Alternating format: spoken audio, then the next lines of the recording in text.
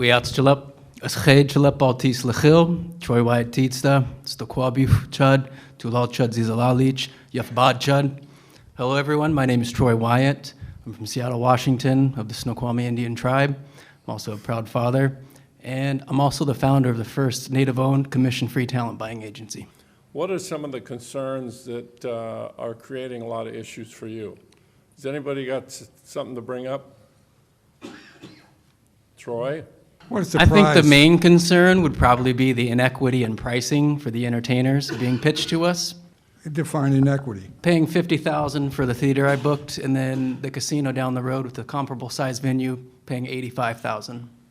But that's on the casino. That's if a casino wants to be aggressive.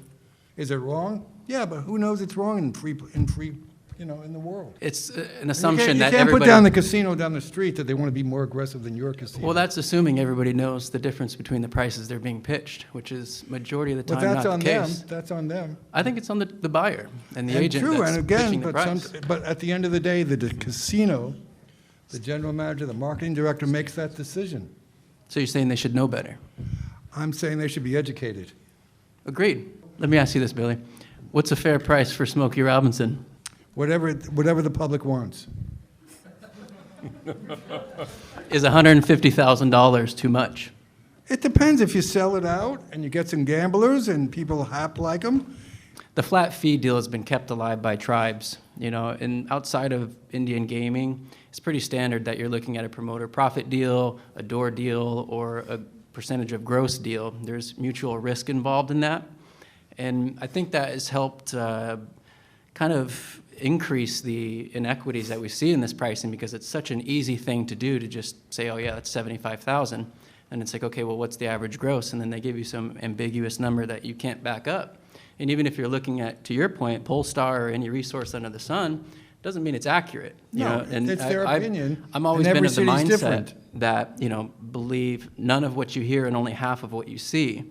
And that might be a little jaded, but it's honestly served me well. Yeah. We talk about this drop in the gaming on the floor like it's a guarantee, but people seem to forget that you got to factor in, was there a promo on the floor that day? Was there 5 times points? What other programs are you running that are clouding that data? Because you can't slice through it and tell me confidently that it's incremental gaming revenue.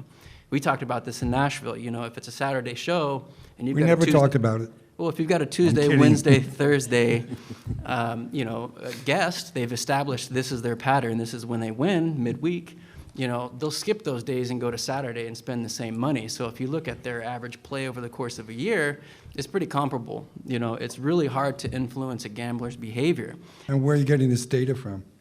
Well, it's psychological. We're programmed to search Psychological? Where are you getting the data from? It's.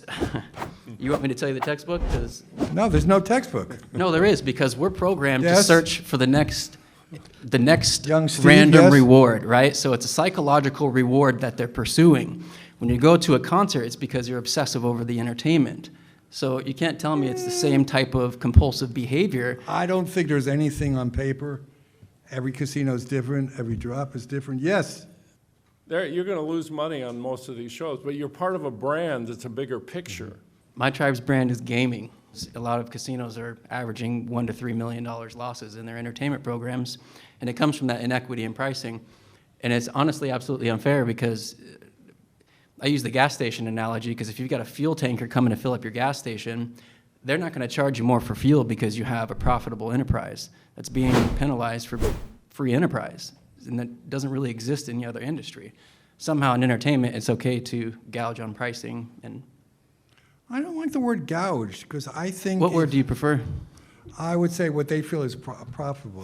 As but an no one operator? puts a gun to you to buy anything. It's up to us. And if you don't want it, you just say no. As an operator, Yes, is that... aye. What's your name? You lost your job.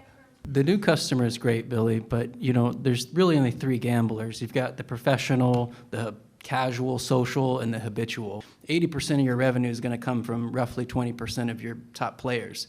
That data is everywhere, and you could look at that and say, okay, we want to move the needle. Instead of spending $500,000 on Smokey Robinson, 600. let's put it towards our VIPs, and control the reinvestment there and give them some direct rewards. You know, when's the last time you seen Smokey Robinson gross 150,000 in sales?